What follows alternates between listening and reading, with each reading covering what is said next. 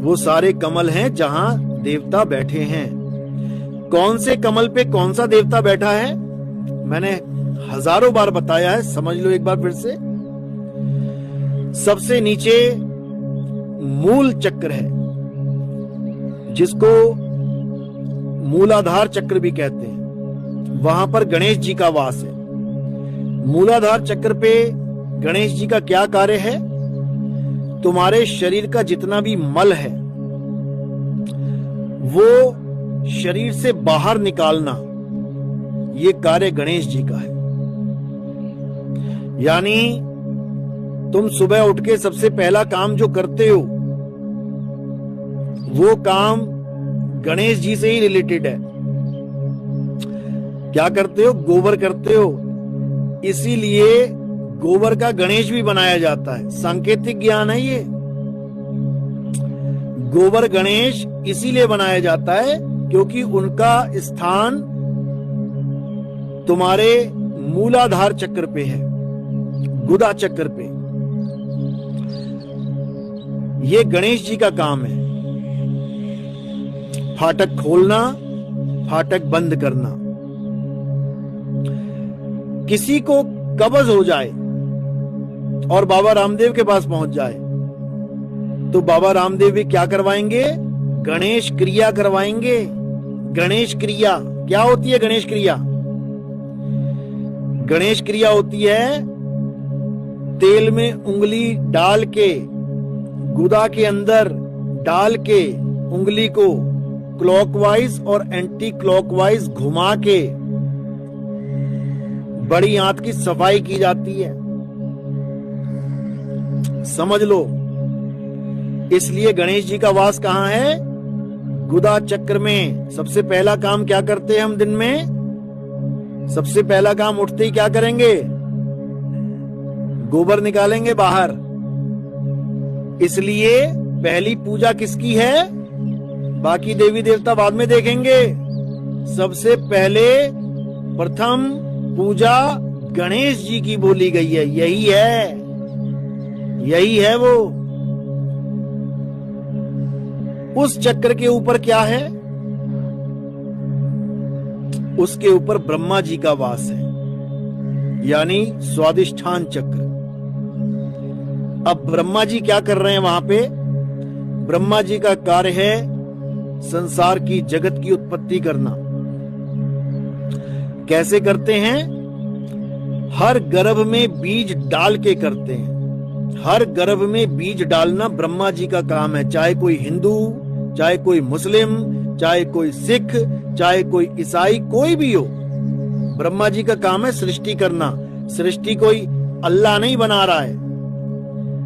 ये दुनिया इतने बच्चे पैदा हो रहे हैं, अल्लाह नहीं पैदा कर रहा है। पैदा करने की ड्यूटी किसकी है? ब्रह्मा जी की। ब्रह्मा पैदा करते हैं, विष्णु पालन करते हैं, शंकर जी संहार करते हैं। कैसे करते हैं पूरा समझ लो अच्छे से। ब्रह्मा जी गर्भ में बीज डालते हैं, जैसे हम खेती बाड़ी के लिए बीज डालते हैं। सबसे पहले बीज ही डाला जाएगा तभी फसल उगेगी। तो ब्रह्मा स्वाद चक्र पे बैठे हैं, जहां हमारा लिंग है वहां पर ब्रह्मा का वास है, ब्रह्मा और सावित्री का। तो सारी दुनिया के बच्चे कहां?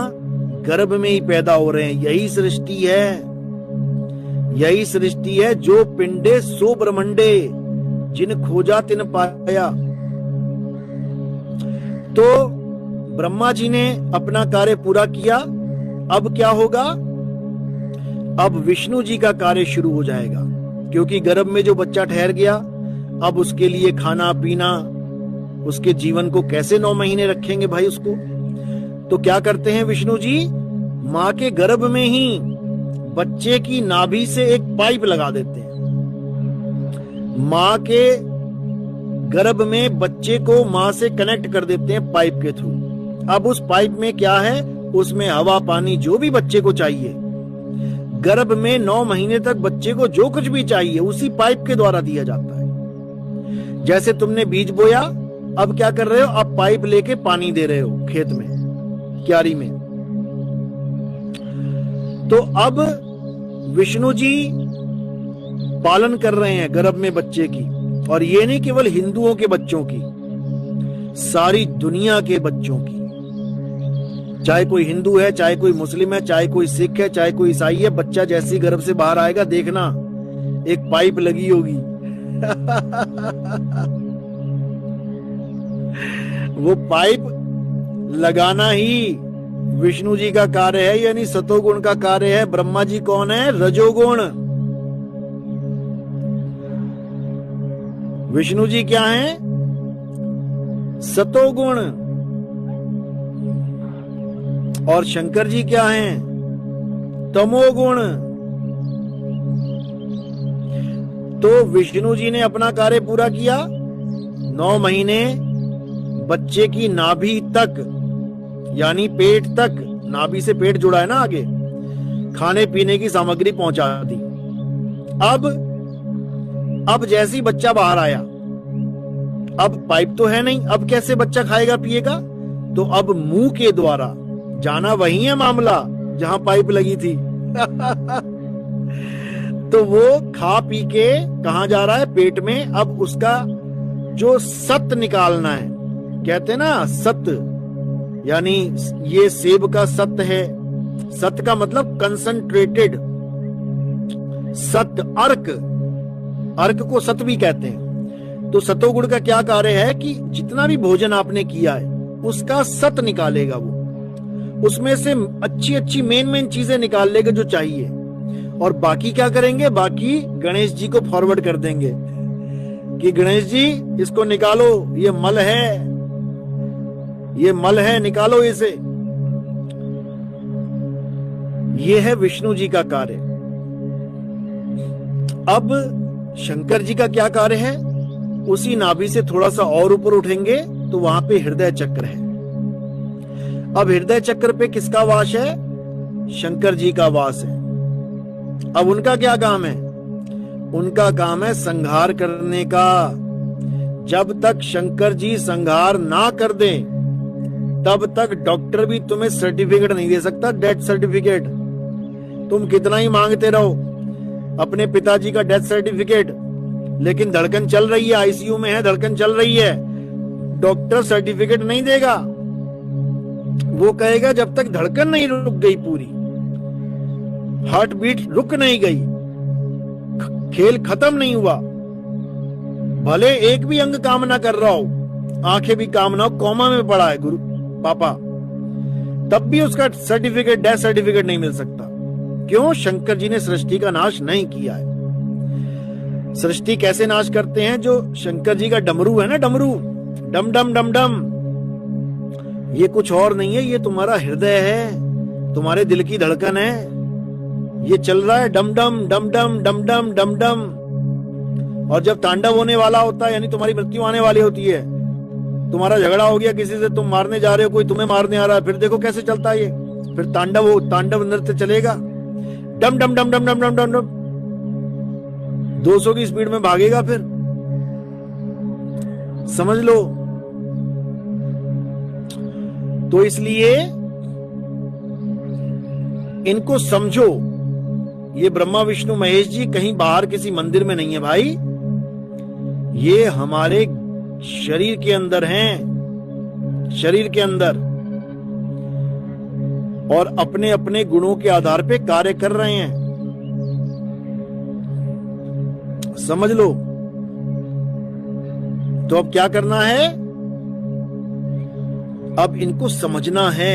बहुत दौड़ लिए मंदिरों के चक्कर में, अब इनको समझना है कि आखिर ये हैं क्या और कैसे कार्य करते हैं।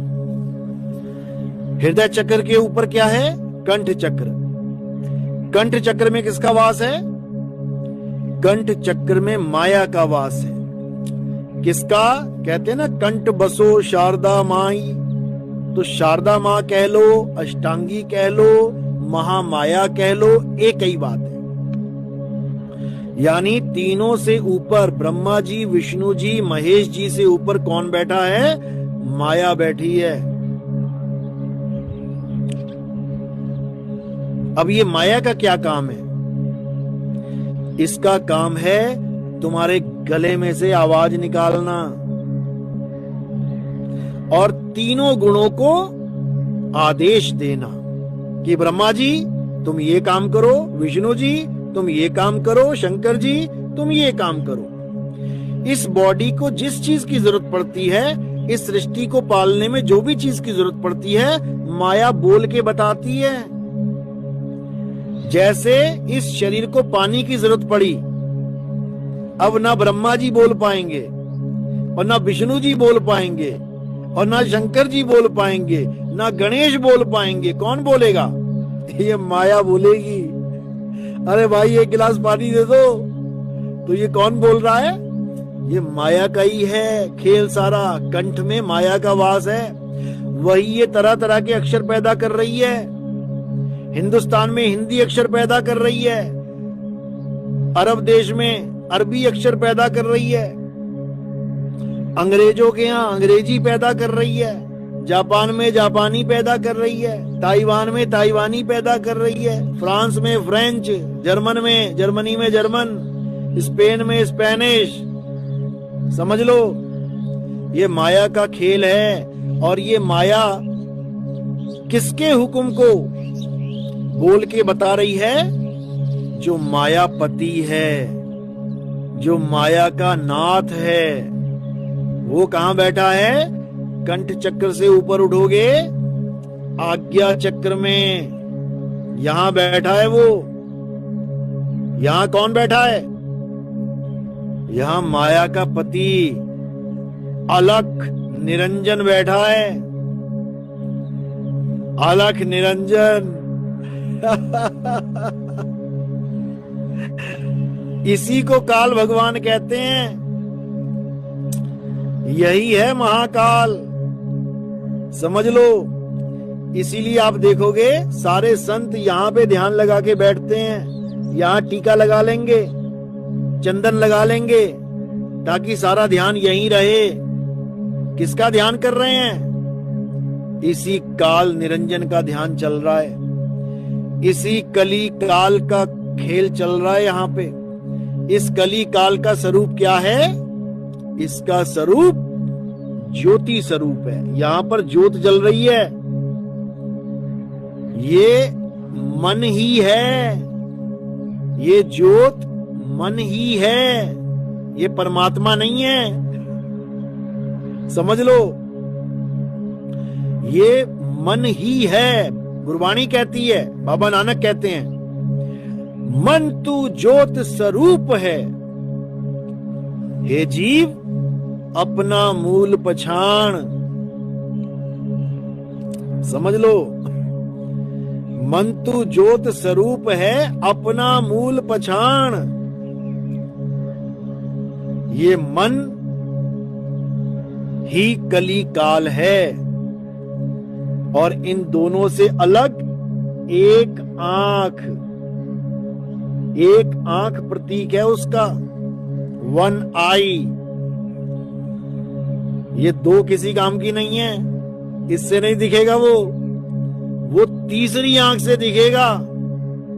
यानी इन दोनों के अलावा एक आंख और है, उसी से ये कली काल दिखाई देता है। यही दज्जाल है। कुरान में भी आता है, हदीसों में आता है कि दज्जाल की एक आंख होगी।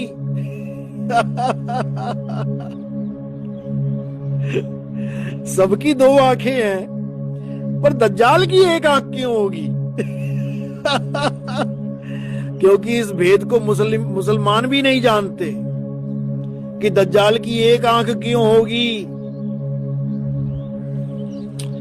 ये एक आंख इसी आंख की तरफ इशारा है कि दज्जाल ने एक थर्ड आई का ज्ञान दे रखा है लोगों को।